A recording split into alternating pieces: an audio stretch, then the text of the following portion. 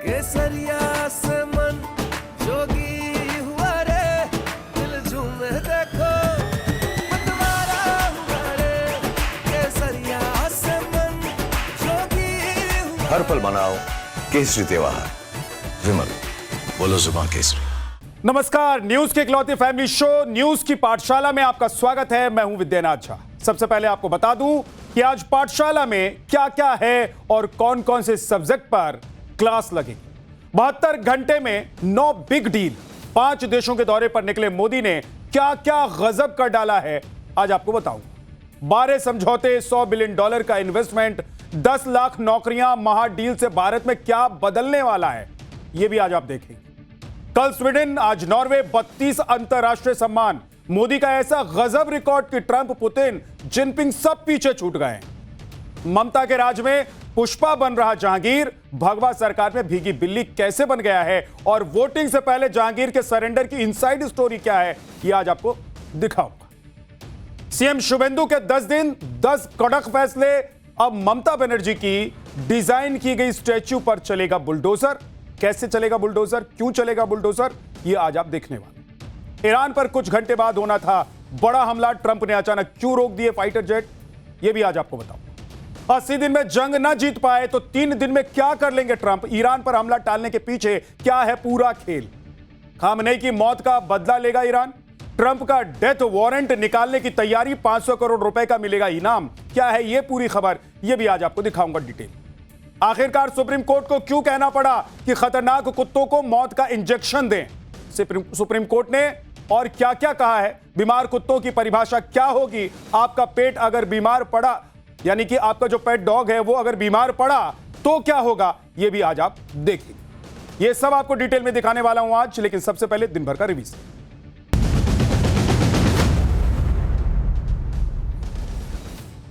उत्तराखंड के पूर्व मुख्यमंत्री और वरिष्ठ बीजेपी नेता मेजर जनरल भुवन चंद्र खंडूरी का निधन हो गया है। वो लंबे समय से बीमार चल रहे थे और उन्हें देहरादून में अंतिम सांस उन्होंने ली। उनके निधन की खबर सामने आते ही पूरे उत्तराखंड में शोक की लहर दौड़ गई है। राजनीति, समाज और प्रशासनिक क्षेत्र से जुड़े लोगों ने उन्हें श्रद्धांजलि दी। प्रधानमंत्री नरेंद्र मोदी और राष्ट्रपति द्रौपदी मुर्मू ने खंडूरी के निधन पर गहरा दुख जताया और उनके सार्वजनिक जीवन, सैन्य सेवा और राजनीतिक योगदान को उन्होंने याद किया। मुंबई के बांद्रा में आज हाईकोर्ट के आदेश पर एक बड़ी कार्रवाई को अंजाम दिया गया, जहां रेलवे और बीएमसी ने संयुक्त कार्रवाई करते हुए 500 से ज्यादा अवैध निर्माणों को ध्वस्त कर दिया। यह ऑपरेशन बांद्रा स्टेशन के पास गरीब नगर इलाके में रेलवे की जमीन पर बने अवैध ढांचों को हटाने के लिए चलाया गया था। दरअसल इस मामले की सुनवाई साल 2017 से चल रही थी और 29 अप्रैल को हाईकोर्ट की ओर से कार्रवाई का अंतिम आदेश दिया गया था और इस कार्रवाई के दौरान लोगों का विरोध प्रदर्शन भी देखने को मिला। अरविंद केजरीवाल सहित आम आदमी पार्टी के 6 नेताओं को दिल्ली हाईकोर्ट ने अदालत की अवमानना का नोटिस जारी कर दिया है। यह वही मामला है जिसमें पूर्व सीएम अरविंद केजरीवाल, पूर्व उप मुख्यमंत्री मनीष सिसोदिया, सांसद संजय सिंह, पूर्व मंत्री सौरभ भारद्वाज, विनय मिश्रा और दुर्गेश पाठक ने कोर्ट के पेश होने से साफ इनकार कर दिया था और अब इन सभी नेताओं के खिलाफ अदालत ने नोटिस जारी कर 4 हफ्ते के अंदर जवाब दाखिल करने को कहा है। इस मामले की अगली सुनवाई अब 4 अगस्त को होगी। नीट पेपर लीक मामले में रोजाना नए और चौंकाने वाले खुलासे हो रहे हैं और अब सीबीआई की जांच के दौरान खुलासा हुआ है कि आरोपियों ने छात्रों तक 60 पन्नों की पीडीएफ भेजी थी और गेस्ट पेपर के नाम पर छात्रों तक असली सवाल पहुंचाए गए थे। जांच के दौरान यह भी खुलासा हुआ है कि ये पेपर हाथों से लिखे गए थे। बताया जा रहा है कि आरोपी शिवराज मोटे गवारकर ने 27 अप्रैल को अपने कोचिंग के छात्रों का मॉक टेस्ट भी लिया था और इस मॉक टेस्ट के कई सवाल 3 मई को नीट परीक्षा के रियल पेपर में भी आए थे। बिहार के पूर्णिया में पुलिस की संयुक्त टीम ने एक मिनी गन फैक्ट्री का भंडाफोड़ किया है, जहां पर कोलकाता और पटना एसटीएफ की टीम ने गांव में एक मकान के अंदर बने तहखाने में छापेमारी की। इस दौरान भारी मात्रा में अर्धनिर्मित अग्निशस्त्र और मशीनरी बरामद की गई है। वहीं इस रेड के दौरान 4 लोगों को भी हिरासत में लिया गया है। पुलिस के मुताबिक इस फैक्ट्री का मुख्य मास्टरमाइंड मुंगेर का रहने वाला सूरज कुमार है, जो तैयार पिस्टल्स की सप्लाई दूसरे जिलों में किया करता है। उत्तर भारत समेत देश के कई हिस्सों में भीषण गर्मी के कारण लोगों का घर से बाहर निकलना मुश्किल हो रहा है। मौसम विभाग की माने तो उत्तर और मध्य भारत के कई हिस्सों में इस पूरे हफ्ते भीषण गर्मी और लू का प्रकोप जारी रहेगा। बात करें अगर यूपी की, तो बांदा देश का सबसे गर्म शहर रहा, जहां पर अधिकतम तापमान 48.2 डिग्री सेल्सियस दर्ज किया गया। इससे पहले 2022 में बांदा का तापमान 49 डिग्री सेल्सियस तक पहुंच गया था और इस वक्त यूपी के कई जिलों में पारा 45 डिग्री के पार बना हुआ है।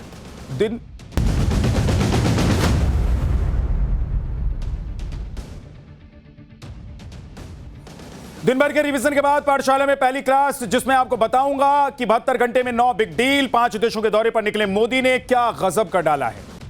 12 समझौते, $100 बिलियन का इन्वेस्टमेंट, 10 लाख नौकरियां, महा डील से भारत में क्या क्या बदलने वाला है। कल स्वीडन, आज नॉर्वे, 32 अंतरराष्ट्रीय सम्मान। मोदी का ऐसा गजब रिकॉर्ड कि ट्रंप, पुतिन, जिनपिंग सब पीछे रह गए हैं। पीएम मोदी पिछले 5 दिनों में 4 देशों की यात्रा कर चुके हैं और 5वें देश यानी कि इटली के लिए निकल चुके हैं। इटली में कौन सी डील होने वाली है वो आपको बताने वाला हूं, और क्यों उस डील से पाकिस्तान और चीन दोनों के कान खड़े हो गए हैं। लेकिन पहले देखिए कि अब तक 4 देशों के साथ मोदी ने कैसे भर भर के डील की है, उससे कौन कौन बेचैन हो रहा है। आज उन सभी लोगों को गजब का जवाब मिलने वाला है जो पूछ रहे थे कि पीएम ये विदेश यात्राएं भारत को वो क्या देने वाले हैं और क्यों कर रहे हैं। पीएम मोदी ने पिछले 72 घंटे में 9 ऐसी बिग डील की है कि दुनिया के बड़े बड़े जो देश हैं वो देखते रह गए कि भाई क्या क्या हो रहा है। इस वक्त दुनिया पूरी जो है वो परेशान है कि ये युद्ध वाला संकट टल जाए, ऊर्जा वाला संकट टल जाए, तेल और गैस वाला संकट टल जाए, और इधर मोदी दनादन दे डील पर डील किए जा रहे हैं। और इतनी डील देखकर पाकिस्तान में शहबाज और मुनीर की बेचैनी तो हाई लेवल पर पहुंच गई। आपको पता ही है कि कैसे ये लोग एकदम दिल पकड़कर बैठ जाते हैं जब भी प्रधानमंत्री कुछ बड़ा कर जाते हैं। ट्रंप भी हाथ मल रहे हैं दूसरी तरफ। वहां वो भारत को डेड इकोनॉमी कह रहे थे और कहां भारत डील पर डील किए जा रहा है, डील पर डील सील कर रहा है भारत और मोदी। पूरा यूरोप भारत और मोदी के लिए क्रेजी इस वक्त हुआ जा रहा है। वहीं यूरोप ट्रंप को खड़ी खोटी सुना रहा है। दुनिया इसे ट्रंप के टैरिफ टेरर का रिवर्स मान रही है। इधर भारत में भी मोदी विरोधी गैंग को सांप सूंघ गया है, क्योंकि पीएम मोदी 15 मई को जब 5 देशों के दौरे पर निकले थे तब इसी मोदी विरोधी गैंग ने अनाप शनाप बातें करनी शुरू कर दी थी। किसी ने कहा कि मोदी दूसरों को विदेश जाने से रोक रहे हैं और खुद विदेश निकल गए हैं। तो नसीहत दे रहे थे लोग कि मोदी ने जो कहा है वो खुद वो मानने को तैयार नहीं है और दूसरे को कह रहे हैं कि मान लो। खुद पर अप्लाई मोदी जी कर नहीं रहे हैं और दूसरों से कह रहे हैं कि विदेश मत जाओ। और किसी ने तो यहां तक कह दिया कि पीएम मोदी सैर सपाटे के लिए 5 देशों के दौरे पर निकल गए। लेकिन बॉस, पीएम के दौरे का जो आउटकम निकल कर आया है वो हैरान करने वाला। मोदी ने 72 घंटे में कौन सी 9 बड़ी डील कर डाली है उसके बारे में आपको बताने वाला हूं। साथ ही यह भी बताऊंगा कि आज नॉर्वे में पीएम ने ऐसी कौन कौन सी 12 डील कर डाली जिससे भारत में तस्वीर बदलने वाली। यूएई से $5 अरब के इन्वेस्टमेंट के बाद मोदी ने नॉर्वे से $100 बिलियन का इन्वेस्टमेंट लाने का करार कर लिया है। इससे क्या फायदा होने वाला है यह भी आज आपको बताने वाला हूं। आज नॉर्वे में पीएम मोदी ने ऐसा ग्लोबल रिकॉर्ड बना दिया कि हाल फिलहाल में दूर दूर तक कोई उसे तोड़ने वाला नहीं दिखाई दे। पीएम मोदी को 32वां अंतरराष्ट्रीय सम्मान नॉर्वे में मिला है। यह कौन सा सम्मान है जिससे खुद वहां के किंग ने पीएम को सम्मानित किया, इसके बारे में भी डिटेल में बताऊंगा आपको। लेकिन पहले एक थ्रिलर।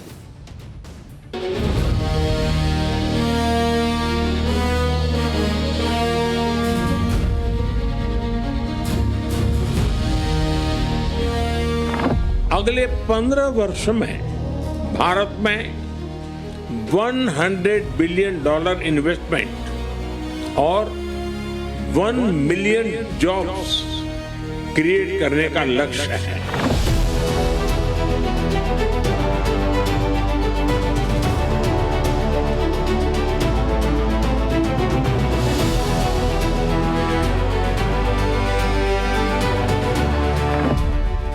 आज जब फूड, फ्यूल और फर्टिलाइजर सिक्योरिटी एक प्रकार से ग्लोबल चैलेंज बन गई है, अब एक एक कदम से चलने से कोई बात बनने वाली नहीं है।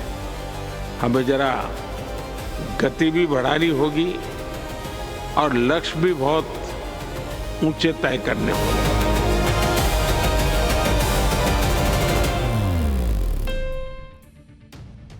दुनिया भर में आपदा के समय में भारत का प्रधानमंत्री जिस तरीके से अपने रोल को वो निभा रहे हैं, अपने लोगों के लिए अवसर की तलाश में एक देश से दूसरे देश घूम रहे हैं, पीएम मोदी की इसी अथक मेहनत का नतीजा है कि भारत ने पिछले 72 घंटे में 9 बड़ी डील कर डाली है और हर एक डील हाई वैल्यू और मैक्सिमम इंपैक्ट पैदा करने वाली। आप देखिए कि पीएम मोदी ने सबसे पहले यूएई के साथ 3 बड़ी डील की।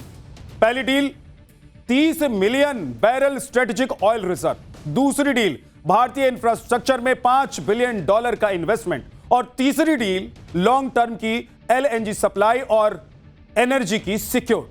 उसके बाद पीएम मोदी नीदरलैंड्स पहुंचे, वहां भी उन्होंने 3 बड़ी डील सील कर दी। नंबर 1 ASML और टाटा के बीच सेमीकंडक्टर डील। नंबर 2 गुजरात में पहला 300 mm सेमीकंडक्टर फैब्रिकेशन प्लांट की डील, और नंबर 3 $11 बिलियन की लागत वाला कॉमर्शियल सेमीकंडक्टर फैब्रिकेशन प्लांट यानी कि चिप फैक्ट्री की डील की गई। नीदरलैंड्स के बाद पीएम मोदी स्वीडन पहुंचे और यहां भी उन्होंने ट्रिपल डील कर डाली। स्ट्रेटेजिक पार्टनरशिप को अपग्रेड किया गया, 6G और टेलीकॉम रेजिलियंस में आपसी सहयोग को और बढ़ाया कैसे जाए इसको लेकर डील हो गई, और भविष्य की क्रांतिकारी क्वांटम कंप्यूटर टेक्नोलॉजी पर भी मिलकर काम करने की बात एक साथ तय हो गई है। डील इस पर भी सील हो गई। सनातन के पवित्र ग्रंथ श्रीमद् भागवत गीता में कहा गया है कि जो होता है वो अच्छे के लिए होता है। आप देखिए कि ट्रंप ने जब भारत पर 50% टैरिफ लगाया था तब भारत को बहुत बड़ा झटका लगा था। भारत की एक्सपोर्ट इंडस्ट्री हिल गई थी, तरह तरह की बातें होने लग गई थी। ट्रंप और राहुल के सुर एक जैसे थे, जैसा उधर ट्रंप बोल रहे थे वैसे इधर राहुल गांधी बोलकर प्रधानमंत्री की मजम्मत कर रहे थे। जिस दौर में दुनिया भर के देश ट्रंप के टैरिफ टेरर से अलबलाए हुए हैं कि अब क्या करें, उनको कुछ समझ में नहीं आ रहा है, उस वक्त मोदी दिमाग कहीं और चला रहे हैं। और दिमाग चलाकर वो क्या क्या कर गए अब जरा सुनते जाइए। अब देखिए कि प्रधानमंत्री नरेंद्र मोदी ने क्या क्या कर दिया। पीएम मोदी ने ऐसा ग्लोबल ट्रेड आर्किटेक्चर खड़ा कर दिया है कि दुनिया दंग रह गई है कि प्रधानमंत्री नरेंद्र मोदी ये कर सकते हैं, और दूसरे देश का कोई प्रधानमंत्री या राष्ट्र प्रमुख सोच भी नहीं रहा है। वो अभी इसी परेशानी में जूझ रहे हैं कि ये जो हो गया है, ये जो आई है विपदा, इसका करें क्या। लेकिन प्रधानमंत्री कह रहे हैं कि विपदा आ गई है तो आगे एक स्टेप आगे लेते हैं और आगे बढ़कर देखते हैं कि कैसे निपटना है इससे। और यही पीएम मोदी की सबसे बड़ी क्वालिटी और खासियत है कि वो चुनौती से पार पाने का नया रास्ता ढूंढ लेते हैं। ऐसा रास्ता कि दुनिया चौंक जाए, चाहे कोविड महामारी की चुनौती हो या फिर ट्रंप का टैरिफ टेरर हो। पीएम मोदी ने इन चुनौतियों का जो तोड़ निकाला, वो और दिमाग कहां से आया ये आप जरा सोचिए। किसी और के दिमाग में ये बात नहीं आई कि ये सब जो हो रहा है इसके बाद अब करना क्या, लेकिन प्रधानमंत्री नरेंद्र मोदी के दिमाग में ये बात थी कि भाई ये हुआ है तो अब ये कर लेना है। खुद ट्रंप देखते रह गए कि भाई कि जो हुआ है उसके बाद अब क्या करना है। भारत को वो 50% टैरिफ लगाकर ब्लैकमेल करना चाह रहे थे। उस भारत ने यूरोप के देशों के साथ ऐसी महाडील कर डाली जिसे मदर ऑफ ऑल डील्स कहा जाता है। और सब कुछ ठीक रहा तो इसी साल के अंत तक ईयू के साथ भारत का ये FTA लागू हो जाएगा। उसके बाद भारत उस अमेरिकी बाजार के दबाव को और ज्यादा झेल पाएगा और यूरोपीय देशों के लिए भारत के रूप में 140 करोड़ कस्टमर वाला दुनिया का सबसे बड़ा बाजार खुल जाएगा। आप देखिए कि पीएम मोदी ने आज सिर्फ नॉर्वे के साथ 12 अलग अलग समझौते कर डाले। यह पीएम मोदी की मेहनत का नतीजा है जो वो पिछले 5 दिनों से बिना रुके बिना थके भारत को संकट से बचाने के लिए कर रहे हैं। आज नॉर्वे से निकला हर एक आउटकम अपने आप में बेहद खास है। आपको एक एक करके बताता हूं। पहला आउटकम, भारत नॉर्वे संबंधों को ग्रीन स्ट्रेटेजिक पार्टनरशिप में नए लेवल पर ले जाना। दूसरा आउटकम, नॉर्वे का IPOI यानी कि इंडो पैसिफिक ओशियंस इनिशिएटिव में शामिल हो जाना। तीसरा आउटकम, नॉर्थ शिपिंग 2027 में भारत की भागीदारी से ब्लू इकोनॉमी और शिप बिल्डिंग, ग्रीन शिपिंग और पोर्ट इंफ्रास्ट्रक्चर में नॉलेज शेयरिंग। चौथा आउटकम, इसरो के साथ आउटर स्पेस में खोज पर समझौता करना। और पांचवां outcome, Bharat Norway digital development partnership पर समझौता करना। छठा आउटकम, स्वास्थ्य क्षेत्र में नॉलेज शेयरिंग का समझौता। सातवां आउटकम है सड़कों और हाईवे के लिए जियो टेक्निकल प्रोजेक्ट और टनल निर्माण में आपसी सहयोग। आठवां आउटकम है प्रौद्योगिकी में साइंटिफिक रिसर्च में आपसी सहयोग। नौवां, भारत की CSIR और नॉर्वे की स्टिफ्टेल सिंटेफ के बीच जो समझौता हुआ है। वहीं 10वां आउटकम, ओशन एनर्जी प्रोग्राम पर प्रोजेक्ट स्पेसिफिक इंप्लीमेंटेशन एग्रीमेंट। इससे भारत को offshore wing wave energy, sustainable ocean energy system जो है और इसके अलावा डीप वाटर रिन्यूएबल एनर्जी में मदद मिली। और 11वां, ग्रीन शिप के लिए साइंस टेक्नोलॉजी और इनोवेशन में एक दूसरे का सहयोग। 12वां outcome, CSIR national geophysical research institute Hyderabad Bharat और Emerald Geo Modelling AS Norway के बीच साइंटिफिक और बिजनेस कोलैबोरेशन पर सहमति बनी। ये 12 आउटकम भारत और नॉर्वे दोनों के लिए मील का पत्थर साबित हो। इसलिए पीएम मोदी ने भी कहा है कि ये आउटकम एक ऐसी साझेदारी को नई मजबूती देंगे जो मिसाल बनेगी। सुनिए क्या कहा है आज प्रधानमंत्री नरेंद्र मोदी। पिछले वर्ष भारत और यूरोपियन फ्री ट्रेड एसोसिएशन के एक ऐतिहासिक trade and economic partnership agreement लागू किया। यह एग्रीमेंट भारत और नॉर्वे के बीच शेयर्ड प्रोग्रेस और प्रॉस्पेरिटी सुनिश्चित करने का ब्लूप्रिंट है। इस एग्रीमेंट में अगले 15 वर्ष में भारत में $100 बिलियन इन्वेस्टमेंट और 1 मिलियन जॉब्स क्रिएट करने का लक्ष्य है। आज हम दोनों ने इस एग्रीमेंट के प्रॉमिस को आउटकम्स में बदलने के लिए कई महत्वपूर्ण निर्णय लिए हैं।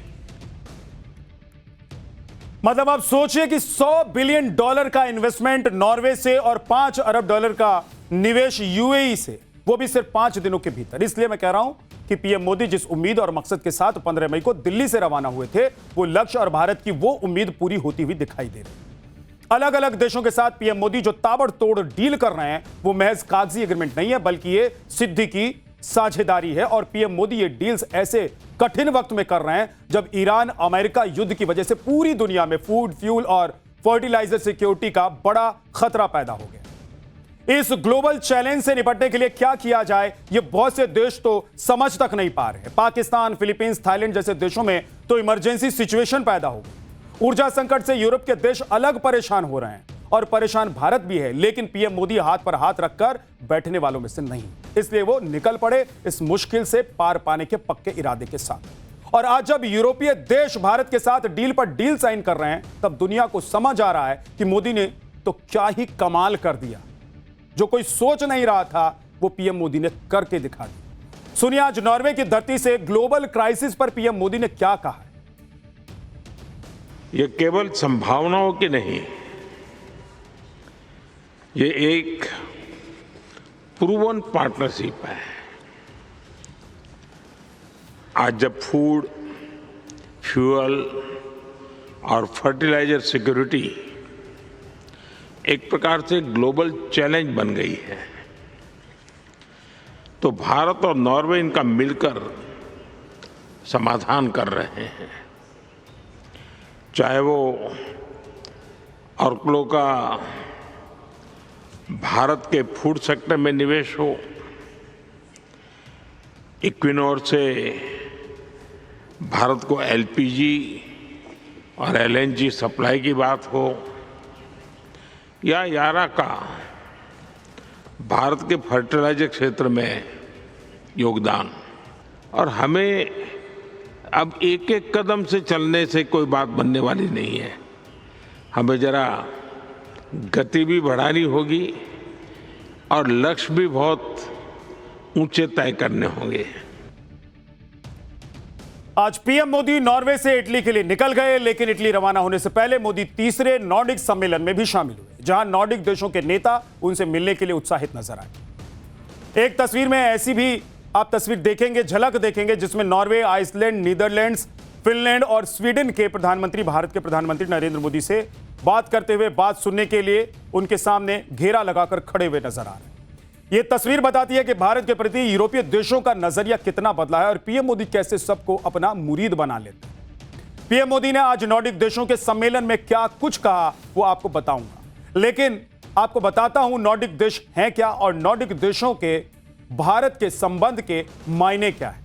नॉर्डिक देश उत्तरी यूरोप में स्थित देशों का एक समूह है। नॉर्डिक देशों में कुल 5 देश शामिल हैं: नॉर्वे, स्वीडन, डेनमार्क, फिनलैंड और आइसलैंड। पीएम मोदी की यूरोप यात्रा ऐसे वक्त पर हुई जब नॉर्वे में आज 3rd इंडिया नॉर्डिक समिट का आयोजन हुआ है। इस समिट का मकसद 5 नॉर्डिक देशों के साथ भारत के सामूहिक सहयोग को मजबूत करना है। भारत और नॉर्डिक देशों का द्विपक्षीय व्यापार $19 अरब तक पहुंच गया है। इस वक्त 700 से ज्यादा नॉर्डिक कंपनियां भारत में एक्टिव हैं, जबकि 150 से ज्यादा भारतीय कंपनियां नॉर्डिक बाजारों में अपनी जड़ें जमा चुकी हैं। नॉर्डिक देशों की कुल जीडीपी लगभग 2 ट्रिलियन।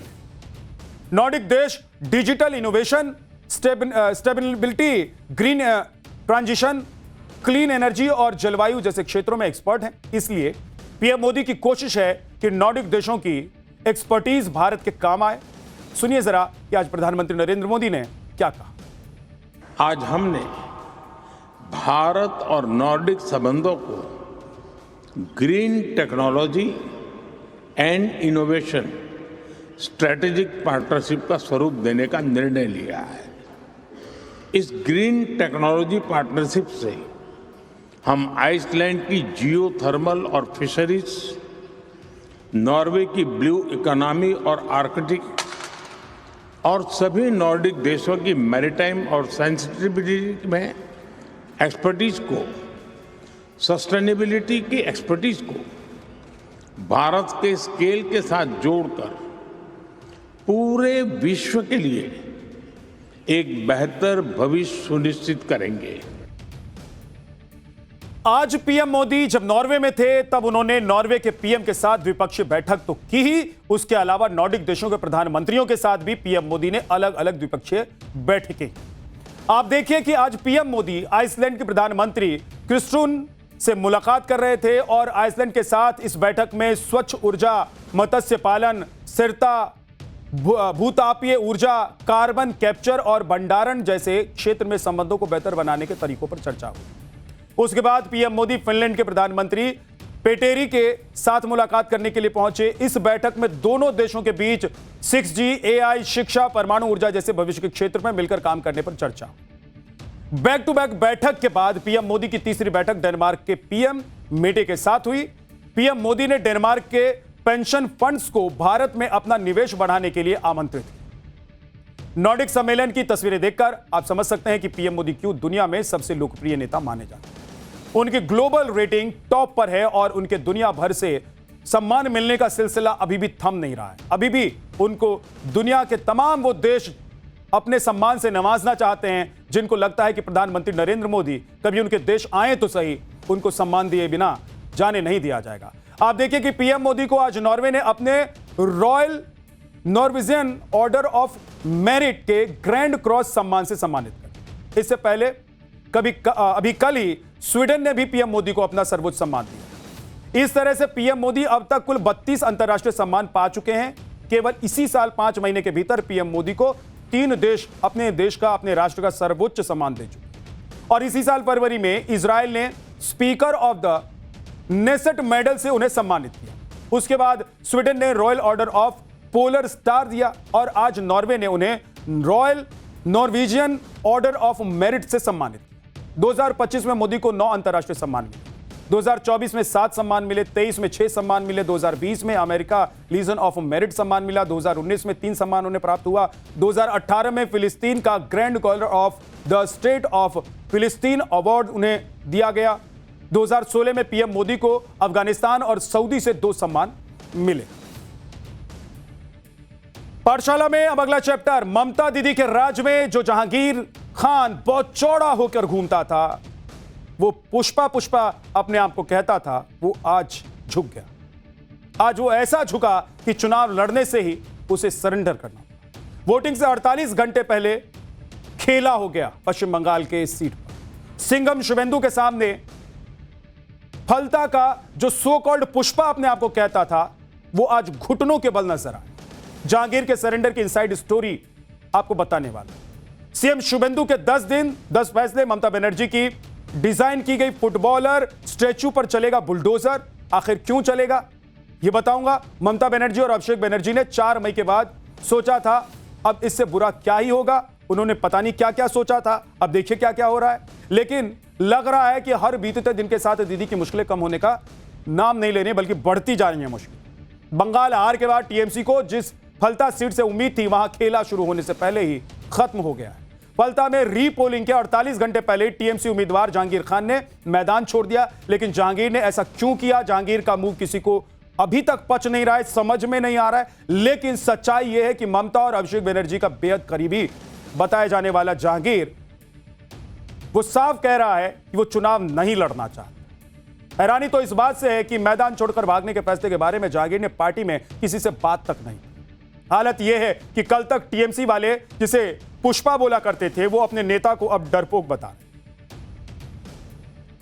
यह मेल्टडाउन है बंगाल में, आप समझें इसको कि चुनाव से नाम वापस लेने के साथ जहांगीर की बोली भी अब बदल गई। मतलब जो जहांगीर बस 20 दिन पहले तक आईपीएस अफसर अजय पाल शर्मा को धमकी देता हुआ दिखाई दे रहा था कि खेला होगा, पिक्चर अभी बाकी है, पुष्पा झुकेगा नहीं, ये सारी डायलॉगबाजी रखी की रखी रह गई।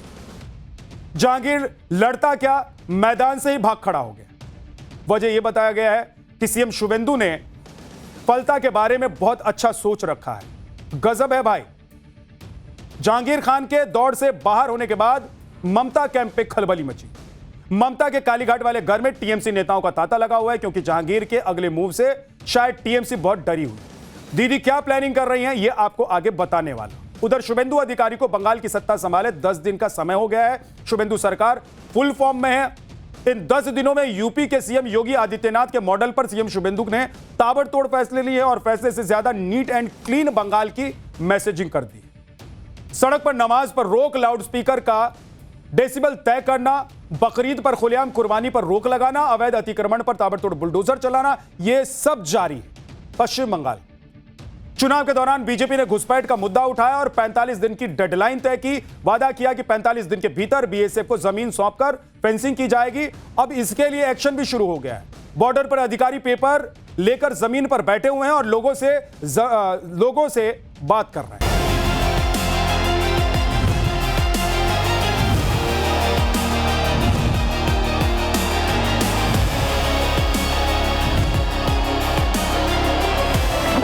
এটা আমরা মেনে নেব না। উনি নিজেকে বলছে আমি সিংহম, উনি যদি নিজেকে সিংহম মনে করে, আমরাও মনে করি নিজেকে পুষ্পা, ঝুঁকেগা নি। আর কোথায় গেলেন তথাকথিত পুষ্পা নাকি নাম? ডাকাতটা কোথায়? কোথায় পুষ্পা? সেই জন্য আমি আগামী 21শে মে যে রিপল আছে, সেই রিপলের কন্টেস্ট থেকে আমি নিজেকে दूरे सरिए निलाम। ये बहुत सारे लोग पुष्पा बनते हैं, कभी कुछ बनते हैं, लेकिन पुष्पा तो खुश हो गया इस बार।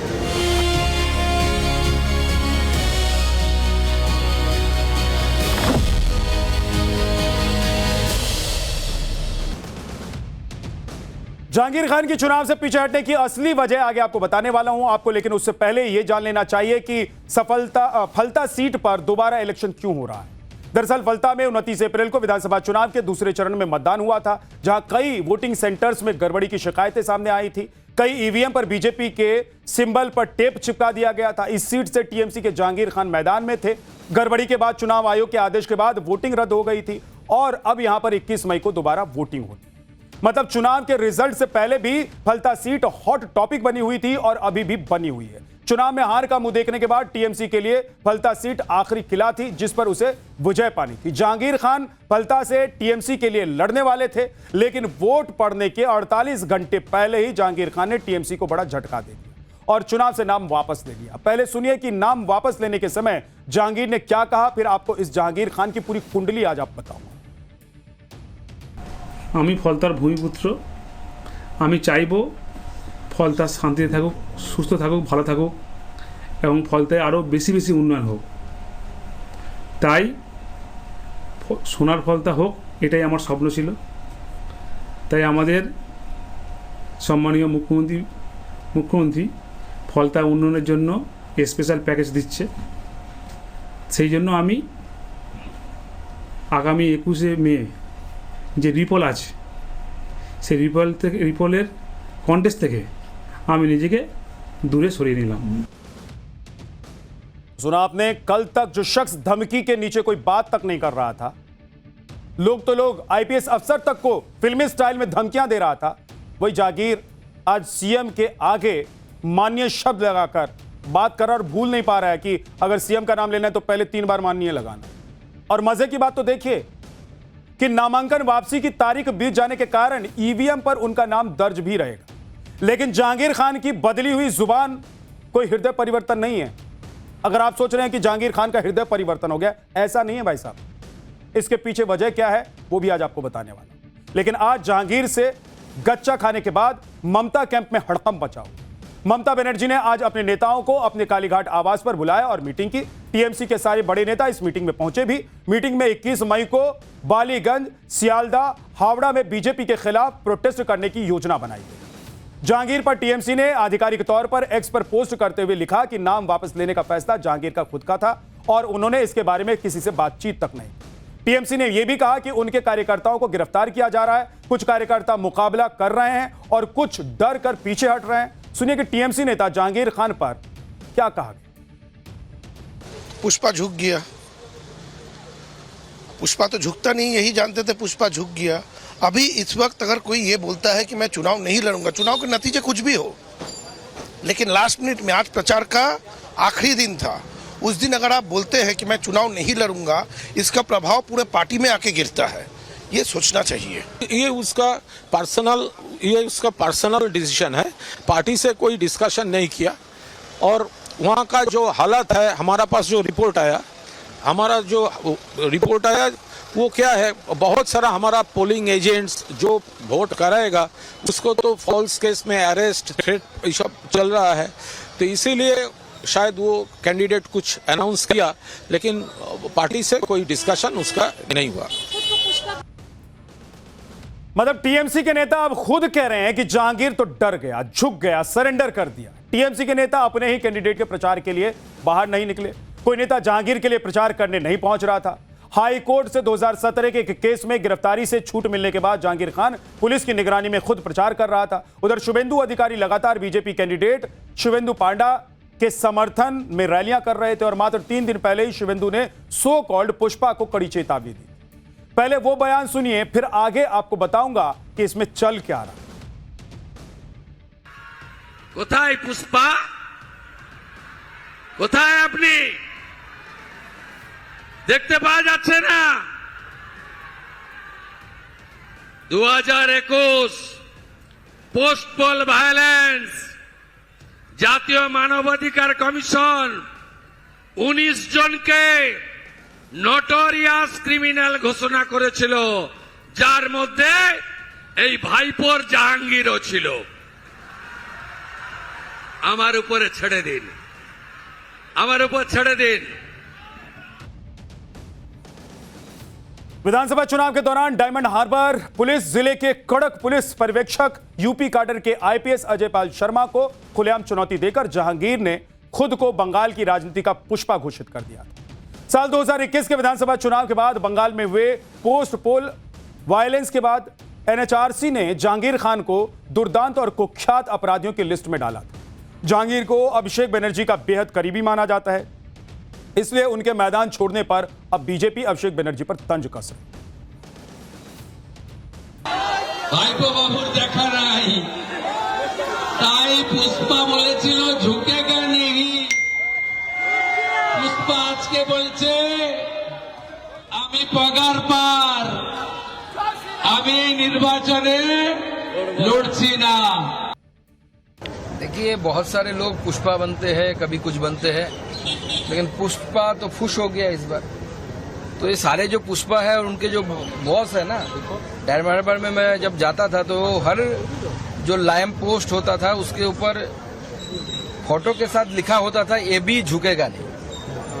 तो अब सब झुक रहे हैं, तो एबी का एजेंट भी झुक गया, आगे एबी भी झुकेगा, चिंता मत करिए। पश्चिम बंगाल में शुभेंदु सरकार फुल फॉर्म में है। अभी सरकार बने सिर्फ 10 दिन हुए हैं, लेकिन इन 10 दिनों में यूपी के सीएम योगी आदित्यनाथ के मॉडल पर सीएम शुभेंदु ने ताबड़तोड़ फैसले लिए। शुभेंदु सरकार ने सड़क पर नमाज पढ़ने पर रोक लगा दी, धार्मिक स्थलों पर लाउडस्पीकर की लिमिट तय कर दी, वंदे मातरम को सभी स्कूलों में गाना जरूरी कर दिया, आने वाले बकरीद पर खुले में कुर्बानी पर रोक लगा दी है, अवैध मदरसों पर सख्त एक्शन की तैयारी में है, अतिक्रमण और अवैध निर्माण पर बुलडोजर गरजना शुरू हो चुका है। इमाम और पुरोहित को मिलने वाले भत्ते पर रोक लगा दी गई है, सभी भ्रष्टाचारियों को जेल में डालने का प्रण ले लिया गया है और बॉर्डर पर फेंसिंग के लिए बीएसएफ को जमीन सौंपी जा रही है। और ये चुपचाप नहीं हो रहा है भाई साहब, शुभेंदु जो कर रहे हैं उसे डंके की चोट पर कर रहे हैं, बता के कर रहे हैं। सुनिए।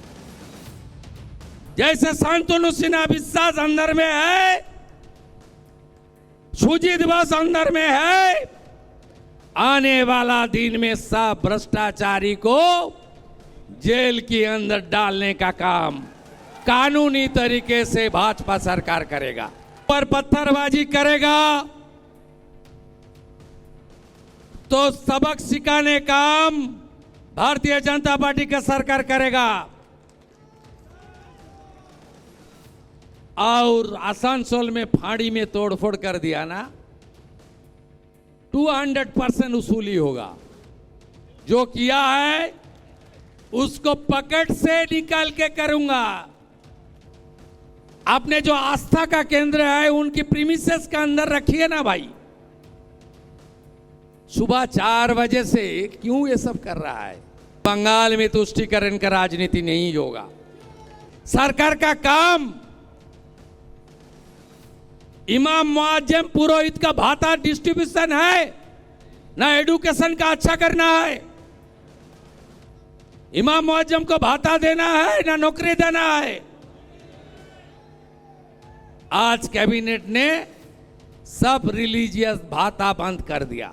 जितना भी मां, बेटी, बहन, दीदी के ऊपर अत्याचार हुआ उसको कानूनी तरीके से शिकंजा कसने का काम करेगा। शुभेंदु सरकार ऐसे ऐसे फैसले ले रही है कि आप कभी सोच भी नहीं सकते थे कि बंगाल में ये सब हो जाएगा। लेकिन बीजेपी की सरकार आई, पूर्ण बहुमत के साथ सरकार आई और शुभेंदु अधिकारी मुख्यमंत्री बने, तो उसके बाद योगी मॉडल के तर्ज पर कैसी वो पश्चिम बंगाल में अब भ्रष्टाचार और तमाम ऐसी चीजों को खत्म कर रहे हैं जिससे लोग परेशान। और आपको यह भी बता दूं कि शुभेंदु अधिकारी ने सड़क पर कोई भी धार्मिक आयोजन नहीं होगा यह ऐलान कर दिया। उन्होंने कह दिया कि सड़क धार्मिक आयोजन के लिए नहीं है भाई। आप देख लीजिए, अपने अपने प्रेमिसेस में कर लीजिए। जहां धार्मिक स्थल है वहां पर आप करेंगे ना कि नमाज पढ़ने के लिए सड़क पर बैठ जाएंगे और हनुमान चालीसा पढ़ने के लिए सड़क पर बैठ जाएंगे। ऐसा थोड़ा ना होता है। आप कहेंगे कि मैं नमाज पढ़ूंगा, वो कहेंगे हनुमान चालीसा पढ़ेंगे। तो ये सब नहीं होगा। तुष्टीकरण और ध्रुवीकरण की राजनीति नहीं होगी। शुभेंदु अधिकारी ने साफ कर दिया। शुभेंदु सरकार ने सिलीगुड़ी कॉरिडोर यानी कि नॉर्थ ईस्ट के चिकन नेक की 120 एकड़ जमीन और NH10 और NH 110 के 7 हिस्सों को NHAI और NHIDCL को सौंपने की मंजूरी दी। यह प्रस्ताव पिछली ममता सरकार की TMC सरकार के पास 1 साल से लंबित पड़ी, जिसे शुभेंदु सरकार ने शपथ लेने के 10 दिन के भीतर ही क्लियर कर दिया। बोला कि जो काम करना है फटाफट करना है, इंतजार नहीं करना है। जो लटका फटका था वो सब अब फटाफट खटाखट करेंगे। लटकाने फटकाने का काम ही नहीं है हमारा। ममता बनर्जी सरकार ने देश की सुरक्षा के लिए बेहद जरूरी प्रस्ताव को लंबित करके रखा हुआ था। चिकन नेक सामरिक रूप से क्यों जरूरी है वो आपको बताने वाला हूं। केंद्र सरकार को दिए नेशनल हाईवे के 7 हिस्सों में से 5 चिकन नेक से होकर गुजरते हैं। 60 किलोमीटर लंबे इलाके का सबसे संकरे हिस्सा जो है वो 20 से 22 किलोमीटर का उसकी चौड़ाई है। इसके बॉर्डर 3 देशों नेपाल, भूटान और बांग्लादेश से जुड़ते हैं। सिलीगुड़ी कॉरिडोर सामरिक रूप से, जिसे चिकन नेक भी कहते हैं, सामरिक रूप से बेहद जरूरी है क्योंकि चिकन नेक कॉरिडोर में किसी तरह की रुकावट आई तो नॉर्थ ईस्ट के 8 राज्यों का संपर्क देश के दूसरे हिस्सों में नहीं हो पाएगा, यानी कि संपर्क कट जाएगा, टूट जाएगा। इस कॉरिडोर के एक छोर पर सिक्किम है जिससे चीन की सीमा जुड़ती है और नॉर्थ ईस्ट में डिफेंस के साजो सामान पहुंचाने, बिजनेस टूरिज्म के लिए भी यह बेहद अहम माना। चुनाव के दौरान बीजेपी ने घुसपैठ का मुद्दा उठाया और वादा किया कि 45 दिन की डेडलाइन देंगे आपको और इतने में काम कर देंगे। वादा किया गया कि 45 दिन के भीतर बीएसएफ को जमीन सौंपकर फेंसिंग की पूरी जो प्रक्रिया है उसको पूरा कर लिया जाएगा। अब इसके लिए एक्शन भी शुरू हो चुका है। घुसपैठ को रोकने के लिए बांग्लादेश बॉर्डर पर फेंसिंग के लिए जमीन खरीदने का काम बहुत तेजी से चल रहा है। बॉर्डर से और बॉर्डर के जो गांव के लोग हैं अपने जमीन के कागज लेकर वहां पहुंच रहे हैं। आप एक तस्वीर देखिए, इतनी जल्दी आपको दिखाई दे रहा था? ममता सरकार रही 15 साल तक, कुछ नहीं हुआ। केंद्र सरकार कहती रह गई भाई वहां फेंसिंग करनी है, उधर जमीन चाहिए, उधर काम आगे बढ़ाना है। कोई सुनता ही नहीं था। दिल्ली में बैठे हैं, दिल्ली से कीजिए, कर सकते हैं, तो बंगाल में आएंगे तो हम करने ही नहीं देंगे। लेकिन अब हो रहा है। अभी तक ममता सरकार में माहौल यह बनाया गया कि लोगों की जो जमीन है उसे वो देने के लिए राजी नहीं हो रहे। लेकिन जब ग्राउंड पर पता चला कि लोग तो कागज लेकर रेडी खड़े हैं कि आइए उधर से आने वाले जो घुसपैठिए उनको रोकना है, उसके लिए हम मदद करेंगे। सरकार ने ही कभी जमीन की कागज नहीं मांगी, ये खुद लोग कह रहे हैं। आप एक बार सुन लीजिए क्या कह रहे हैं। आपकी जमीन है? नहीं, हम लोग डिपार्टमेंट के आदमी हैं। आप डिपार्टमेंट से हैं तो ये पूरा नक्शा है जो ज़मीनें आपको खरीदनी है। हम लोग दिखाते हैं। हाँ देखिए, हिंदी बराबर आती नहीं है। ये देखिए, ये पूरा नक्शा है, कैमरा यहाँ पे आएगा। ये देखिए, ये पूरी फेंसिंग लाइन बननी है और यहाँ इतने इलाके की आपको ज़मीन खरीदनी है। बांग्लादेश कहाँ पर है? देखिए, ये पूरा बांग्लादेश है और ये मालदा ज़िले की ज़मीन है जिसे फेंसिंग लाइन के लिए इस लाइन से ख़रीदा जा रहा है। ये अपनी रजिस्ट्री की कॉपी लेके आए और अपनी ज़मीन दे रहे हैं। तो आप ज़मीन दे रहे हैं तो हमारी जमीन। हाँ, तो ये आप लोग खुशी खुशी दे रहे हैं? खुशी खुशी। अच्छा, और ये आप लोगों की मांग भी थी क्या कि यहाँ फेंसिंग लगनी चाहिए ताकि गांव सिक्योर हो जाए? স্যার আমি তো বুঝতেই পারছি না কথা। चाहिए, हाँ घेरा चाहिए, बान रोड का घेरा चाहिए, यानी कि फेंसिंग चाहिए आप लोगों को। वो पहले क्यों नहीं दे पाई, सरकार ले पाई? सरकार नहीं लगा तो सरकार तो चले ना, सरकार लेना ही नहीं चाहती थी पहले। हम तो बहुत दिन से बोलते हैं कि आप रास्ता बनाओ, हम सुरक्षित रहेगा। तो सरकार लेगा तब ना हम देगा। ममता सरकार तो लेवे नहीं करता है, खाली पिलर करके चला गया। पाठशाला में अगला चैप्टर जिसमें आपको बताऊंगा ईरान पर कुछ घंटे बाद होना था बड़ा हमला। ट्रंप ने अचानक क्यों रोक दिए फाइटर जेट्स? 80 दिन में जंग न जीत पाए तो 3 दिन में क्या कर लेंगे ट्रंप? ईरान पर हमला टालने के पीछे क्या है पूरा खेल? खामेनेई की मौत का बदला लेगा ईरान? ट्रंप का डेथ वारंट निकालने की तैयारी, 500 करोड़ रुपए का इनाम मिलेगा क्या? डोनाल्ड ट्रंप पिछले कुछ दिनों से ऐसी बातें कर रहे थे कि पूरी दुनिया को लगने लग गया था कि ईरान पर बहुत बड़ा हमला होने वाला है। अमेरिका की तैयारियां, इजराइल के तेवरों और ईरान के सख्त रवैये से तो यही लग रहा था कि युद्ध दूसरे फेज में जा रहा है और इस बार ऐसा भीषण युद्ध होगा जो दुनिया ने देखा नहीं होगा। लेकिन ट्रंप ने एक बार फिर दुनिया को चौंका दिया।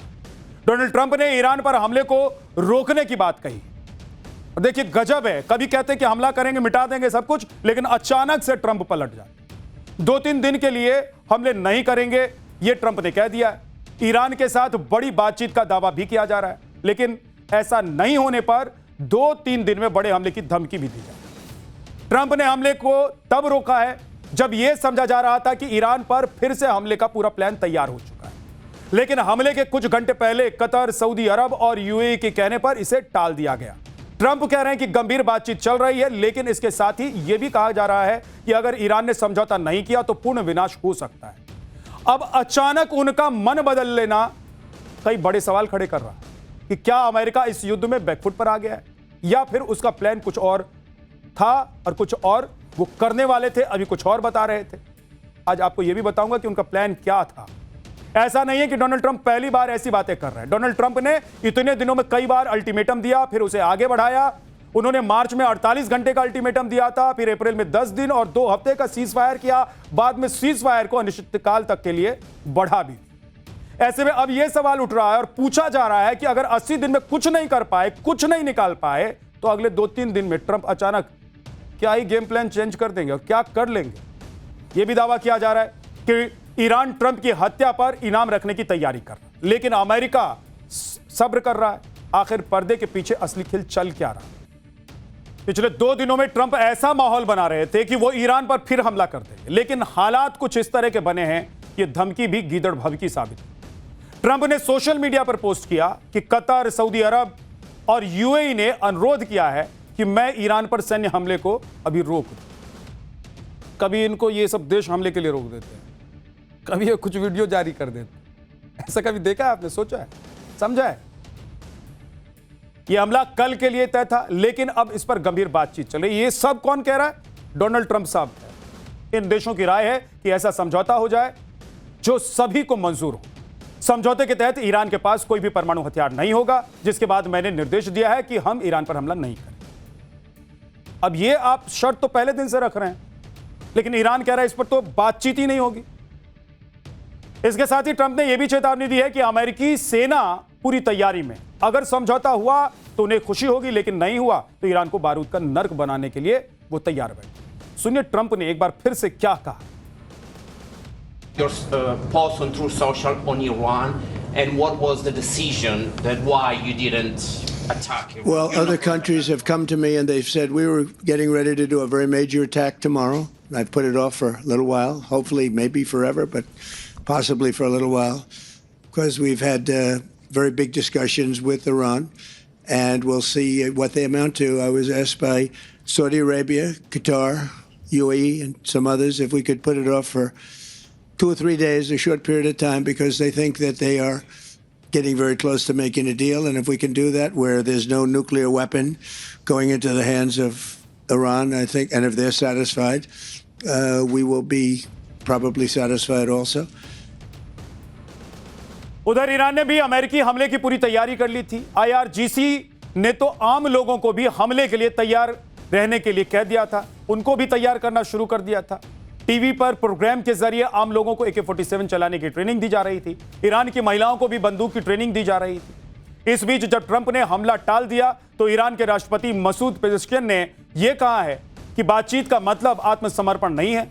ईरान अधिकारों की रक्षा के साथ बातचीत में शामिल हुआ है। ईरान ने अमेरिका की 5 शर्तों को मानने से साफ इनकार कर दिया, लेकिन एक ऐसी शर्त रखी है जिसके बाद बातचीत के रास्ते खुल गए। एक रिपोर्ट के मुताबिक ईरान ने शर्त रखी थी कि अमेरिका को प्रोजेक्ट फ्रीडम को रोकना होगा। प्रोजेक्ट फ्रीडम के रुकने के बाद ही ट्रंप के साथ कोई समझौता हो सकता है। अब प्रोजेक्ट फ्रीडम हॉर्मूज में फंसे जहाजों को बचाने के लिए अमेरिका ने शुरू किया। ईरान की शर्त के बाद ट्रंप ने प्रोजेक्ट फ्रीडम को अस्थायी तौर पर रोक दिया है। ट्रंप अभी तक ईरान के साथ डील नहीं कर पाए। ऐसे में एनर्जी क्राइसिस से जूझ रहे देशों ने ईरान से डायरेक्ट डील शुरू कर दी। ईरान के सरकारी टीवी के मुताबिक कई यूरोपीय देशों ने जहाजों के लिए हॉर्मुज स्ट्रेट से गुजरने की अनुमति मांगी है। कई देशों ने अनुमति के लिए जो वहां की सेना है, नौसेना के साथ बातचीत भी शुरू कर दिया है। इससे पहले ईरान, चीन, जापान, पाकिस्तान के जहाजों के गुजरने की अनुमति दे चुका है। हॉर्मुज पर ईरान की IRGC ने पूरी तरीके से कब्जा कर रखा है। हर आने जाने वाले जहाज की निगरानी की जा रही है। अगर किसी भी जहाज पर संदेह होता है तो IRGC के जवान जहाज पर कब्जा कर लेते हैं। ऐसा ही एक जहाज को आज IRGC ने सीज कर ली। वहीं आज हॉर्मुज के पास केशम द्वीप पर हमला हुआ। ड्रोन हमले के बाद भयानक आग लग गई। ईरान ने आरोप लगाया है कि अमेरिका ने ड्रोन से केशम द्वीप पर हमला कर दिया है। ट्रंप लगातार ईरान को धमकी दे रहे हैं, बर्बादी करने की बात कर रहे हैं और दूसरी तरफ ईरान भी हाथ बांधकर नहीं बैठा। ट्रंप और नेतन्याहू को मारने का प्लान ईरान भी बना रहा है। द टेलीग्राफ की एक रिपोर्ट के मुताबिक ईरान की संसद में ट्रंप और नेतन्याहू की हत्या का बिल पास हो सकता है। रिपोर्ट के मुताबिक दोनों नेताओं की हत्या करने वाले को 500 करोड़ रुपए का इनाम दिया जाएगा। ईरानी संसद का राष्ट्रीय सुरक्षा आयोग इस बिल की तैयारी में जुटा हुआ है। ईरानी संसद जल्द ही इस बिल पर वोटिंग भी करा सकती है। रिपोर्ट में यह भी कहा गया है कि अयतुल्लाह अली खामेनी की मौत के बाद यह कदम उठाया जा रहा है। पाठशाला में अब सुप्रीम कोर्ट के उस ऑर्डर का चैप्टर जो आवारा कुत्तों के आतंक को कंट्रोल कर सकता है। आखिरकार सुप्रीम कोर्ट को क्यों कहना पड़ा कि खतरनाक कुत्तों को मौत का इंजेक्शन दे? सुप्रीम कोर्ट ने और क्या क्या कहा? बीमार कुत्तों की परिभाषा क्या होगी? आपका पेट अगर बीमार पड़ा तो क्या होगा? पिछले कुछ समय से घर से बाहर निकलते समय यह डर बना रहता है कि कहीं कोई आवारा कुत्ता आपको हमला करके काट ना ले, आपके बच्चों को मौत के घाट ना उतार दे। बच्चे हों या फिर बुजुर्ग हों, वो डरते हैं। घर की लिफ्ट से लेकर सड़क तक कुत्तों के हमलों से बहुत से लोग गंभीर रूप से घायल हो चुके हैं। यह समस्या इतनी बढ़ गई कि पिछले साल 28 जुलाई को सुप्रीम कोर्ट ने आवारा कुत्तों के हमलों के मामले में स्वतः संज्ञान लेकर सुनवाई शुरू की थी, लेकिन आज इस मामले पर सख्त फैसला भी दे दिया। आखिरी फैसला सुनाते हुए आज सुप्रीम कोर्ट ने आवारा कुत्तों को लेकर जारी SOP के खिलाफ दायर सभी याचिकाओं को खारिज कर दिया। इस फैसले के बाद स्ट्रीट डॉग लवर्स को बहुत तगड़ा झटका लगा है, क्योंकि सुप्रीम कोर्ट ने साफ कर दिया है कि आवारा कुत्तों के खिलाफ जारी किए गए सख्त नियम नहीं बदले जाएंगे। आज सुप्रीम कोर्ट ने फैसला देते हुए यह टिप्पणी की कि संविधान ऐसे समाज परिकल्पना नहीं करता है जहां बच्चे और बुजुर्गों को अपनी किस्मत के भरोसे जीना पड़े। पिछले कुछ सालों में आवारा कुत्तों के हमले से बहुत से बच्चों को अपनी जान गंवानी पड़ गई है। अपने फैसले में आज सुप्रीम कोर्ट ने कहा है कि खतरनाक या रेबीज से संक्रमित आवारा कुत्तों को इंजेक्शन लगाकर मारा जा सकता है। लोगों की जान की हिफाजत जरूरी है, इसके साथ लोगों को कुत्ते के खतरे से मुक्त होकर सम्मान के साथ जीने का अधिकार जरूरी है। अपने आखिरी फैसले में कोर्ट ने सार्वजनिक जगहों से आवारा कुत्तों को हटाने के आदेश के खिलाफ दाखिल सभी याचिकाएं खारिज कर दी। कोर्ट ने कहा कि आवारा कुत्तों के पुनर्वास और नसबंदी पर नवंबर 2025 में दिए गए निर्देश ही लागू होंगे। जो अफसर उनका पालन न करें उन पर अवमानना का केस चले। दरअसल आपको याद होगा कि नवंबर 2025 में सुप्रीम कोर्ट ने स्कूल, अस्पतालों, बस स्टैंड, रेलवे स्टेशन और हाईवे जैसे पब्लिक प्लेसेस से आवारा कुत्तों को हटाने के निर्देश जारी किए। इसके अलावा सड़कों पर कुत्तों को खाना खिलाने पर भी बैन लगा दिया गया था। इसके बाद कई डॉग लवर्स और NGO इन निर्देशों को रद्द कराने के लिए सुप्रीम कोर्ट पहुंच गए थे, लेकिन आज सारी याचिकाएं खारिज हो गई। आज सुप्रीम कोर्ट ने अपने पुराने निर्देशों को जारी रखते हुए राज्य सरकारों को फिर से यह दोहराया कि राज्य सरकारें और पशु कल्याण बोर्ड आवारा कुत्तों को लेकर नियमों को मजबूत करे और सही तरीके से उसे लागू करे। हर जिले में पूरी तरह काम करने वाला एक एबीसी सेंटर यानी कि एनिमल बर्थ कंट्रोल सेंटर भी बनाया जाए। जहां आवारा कुत्तों की आबादी ज्यादा है वहां पर जरूरत के हिसाब से एबीसी सेंटर्स की संख्या भी बढ़ाई जाए। जनता की सुरक्षा को ध्यान में रखते हुए दूसरे सार्वजनिक स्थानों पर भी यह नियम लागू करने पर फैसला लिया जाए और उसे तय समय में लागू किया जाए। मेडिकल सेंटर पर एंटी रेबीज दवाओं की पर्याप्त मात्रा में उपलब्धता हो यह सुनिश्चित किया जाए। NHAI नेशनल हाईवे पर आवारा पशुओं की समस्या से निपटने के लिए जरूरी कदम उठाए जाएं। रेबीज से संक्रमित और बेहद खतरनाक कुत्तों को कानून के तहत और जरूरत पड़ने पर यूथनेशिया यानी कि दया मृत्यु जैसे कदम उठाए जाएं ताकि लोगों की जिंदगी सुरक्षित रहे। कोर्ट के आदेश लागू करने वाले नगर निगम और सरकारी अधिकारियों को कानूनी सुरक्षा दी जाए। सामान्य तौर पर उनके खिलाफ FIR और सख्त कार्रवाई ना की जाए। दरअसल कई बार डॉग लवर्स ने प्रेशर बनाया और प्रेशर की वजह से आवारा कुत्तों के खिलाफ जो कार्रवाई रोकनी पड़ी और सुप्रीम कोर्ट ने जो पिछली बार टिप्पणी की थी, जो कहा था, उसके बाद आज सुप्रीम कोर्ट का जो फैसला एक नजीर है। लेकिन अब सुप्रीम कोर्ट ने फ्री हैंड दे दिया है इस फैसले के साथ, अपने फैसले के साथ, कि अब आने वाले दिनों में लोगों की सुरक्षा, जो आम लोग हैं उनकी सुरक्षा बेहद जरूरी है, बुजुर्गों की सुरक्षा जरूरी है, बच्चों की सुरक्षा जरूरी है।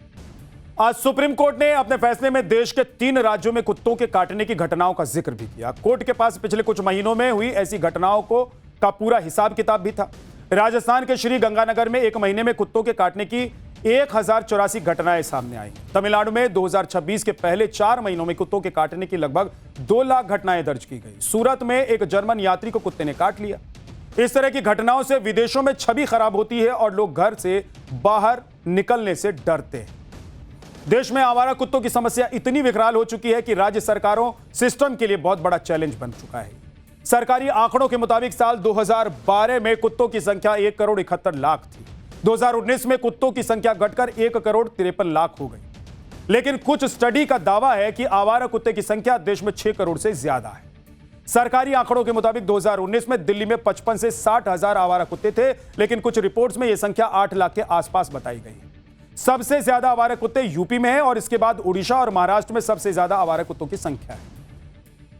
देश में आवारा कुत्तों की संख्या और उनके हमले लगातार एक समस्या बनी हुई है। आए दिन इस तरह के वीडियो सामने आते रहते हैं जिसमें आवारा कुत्तों के हमले से सड़कों पर चलते लोग घायल हो जाते हैं। छोटे छोटे बच्चों पर इस तरह के हमलों से हर कोई डरता रहता है। बच्चों को घर से बाहर भेजने से पेरेंट्स डरते रहते हैं, घर वाले डरते रहते हैं। साल 2019 में देश भर में कुत्तों के काटने के मामले 1.5 करोड़ हुए और सबसे ज्यादा मामले उत्तर प्रदेश से सामने आए। 27,52,000 ऐसे केस सामने आए उत्तर प्रदेश। दूसरे नंबर पर तमिलनाडु जहां पर 20,70,000 केस सामने आए। तीसरे नंबर पर महाराष्ट्र 15,75,000 केस। तो इस तरीके से देश के अगर कई राज्यों को हम देख लें तो लगातार आवारा कुत्ते, उनके काटने या फिर उनकी वजह से घायल होने की इतनी सारी घटनाएं हुई जिससे लोग परेशान होने लगे। भारत में कुछ सालों में कुत्तों के काटने की घटना बहुत बढ़ गई है। इसमें पालतू और आवारा दोनों तरह के कुत्ते शामिल हैं। भारत में हर साल 1 करोड़ 70 लाख कुत्ते काटने की घटना होती है। इसमें 18,000 से 20,000 लोगों की मौत हो जाती है और मारे गए लोगों में सबसे ज्यादा संख्या 15 साल से कम उम्र के बच्चों की है। आवारा कुत्तों की वजह से रेबीज जैसी गंभीर बीमारी हो जाती है जो कुत्तों के काटने से मौत का सबसे बड़ा कारण होता है। एक रिपोर्ट के मुताबिक दिल्ली में बीते कुछ महीने में 70% कुत्तों के काटने की घटनाएं बढ़ चुकी हैं। इसमें पालतू और आवारा कुत्ते दोनों तरह की घटनाएं शामिल हैं। अब उम्मीद की जा रही है कि अगर राज्य सरकारों और नगर निगम ने सुप्रीम कोर्ट के आदेश पर ठीक से काम किया तो लोगों पर हमले की घटनाओं में कुछ कमी जरूर आएगी।